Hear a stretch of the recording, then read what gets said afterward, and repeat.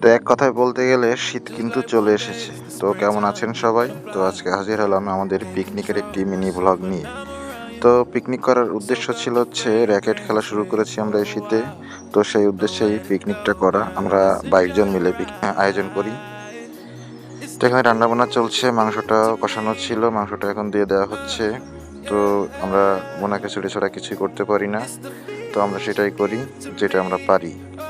তো দেখতে পাচ্ছেন রান্না চলতেছে আর আমাদের রান্নাটা ইতিমধ্যে শেষ হয়ে গেছে। তো এখন খাবারের সময়, তো খাবারের সময় সবাই বসে গেছে লাইন দিয়ে, দেখতে পাচ্ছেন খাওয়া দাওয়া চলতেছে। এখানে বাপ্পি সার্ভ করতেছে, সাথে বাদন ছিল তার সহযোগী।